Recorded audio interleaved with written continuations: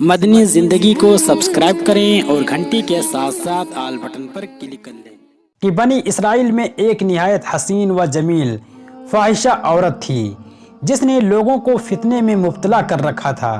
اس کا دروازہ ہر ایک کے لیے کھلا رہتا تھا، جو بھی گزرتا اس کو تخت پر بیٹھا دیکھ کر فرشتہ ہو جاتا۔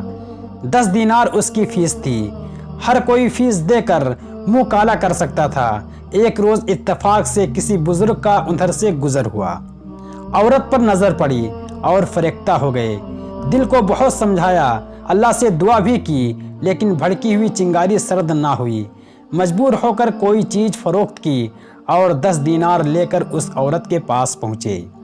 اس کے حکم سے اس کے وکیل کو دینار دے دیے، ان کو وقت دے دیا گیا۔ وقت موعود پر پہنچ کر اس کے پاس بیٹھ گئے۔ عورت نے خود کو کافی آراستہ کر رکھا تھا۔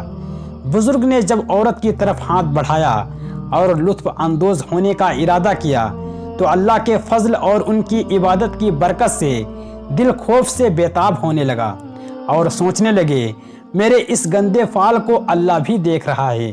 یہ تصور آنا تھا کہ آنکھیں جھک گئیں، ہاتھ کانپنے لگے، رنگ متغیر ہو گیا۔ عورت نے یہ ماجرا پہلی مرتبہ دیکھا تھا۔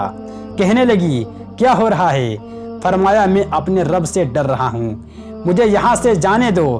کہنے لگی، آپ پر افسوس ہے، جس کی تمنا سینکڑوں کرتے ہیں آپ کو وہ چیز حاصل ہے اور آپ گھبرا کر بھاگنا چاہتے ہیں۔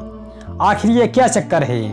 فرمایا، کچھ نہیں، اللہ سے ڈر رہا ہوں، میں پیسے بھی واپس نہیں مانگتا، بس مجھے یہاں سے جانے دو۔ عورت کہنے لگی، شاید زندگی میں آپ کے لیے یہ پہلا موقع ہے۔ فرمایا، ہاں، پہلا ہی موقع ہے۔ اچھا، آپ نام و پتہ بتا کر جا سکتے ہیں۔ عورت نے کہا۔ چنانچہ ان بزرگ نے اپنا نام و پتہ دے کر اس سے چھٹکارا پایا۔ وہاں سے چیختے چلاتے اپنی بربادی کا ماتم کرتے ہوئے، سر پر مٹی ڈالتے ہوئے بھاگ کھڑے ہوئے۔ ادھر عورت کی حالت عجیب سے عجیب تر ہونے لگی۔ اس پر پوری طرح ہیبت طاری ہو چکی تھی۔ سوچنے لگی، یہ شخص پہلی مرتبہ گناہ کے ارادے سے آیا تھا، ابھی گناہ کیا بھی نہیں، محض ارادہ پر اللہ کا اتنا خوف، میرا پروردگار بھی تو وہی ہے، مجھے تو گناہ کرتے ایک زمانہ گزر گیا، مجھے تو اور زیادہ ڈرنا چاہیے۔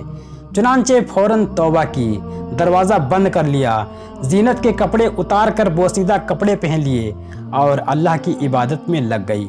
پھر خیال آیا کہ کسی کامل کی صحبت ضروری ہے، اس کے بغیر خامیاں دور نہیں ہو سکتی۔ انہی بزرگ کے پاس چلوں، ہو سکتا ہے وہ مجھ سے شادی کر لیں، پھر مجھے ان کے ذریعے علم و عمل حاصل ہو۔ چنانچہ کافی مال اور غلام لے کر ان کی طرف روانہ ہوئی۔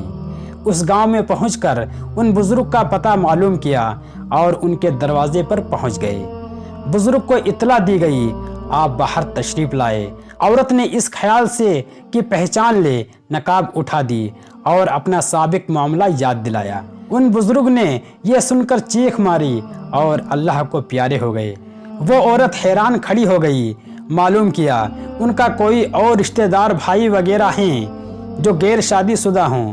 لوگوں نے بتایا ان کے ایک بھائی ہیں، نہایت غریب لیکن بہت متقی و پرہیزگار ہیں۔ عورت کہنے لگی، مال میرے پاس بہت ہے، مجھے مال کی ضرورت نہیں۔ چنانچہ اس سے شادی ہو گئی اور 7 لڑکے پیدا ہوئے۔ اللہ نے 7 کو خاص مقام پر عطا فرمایا۔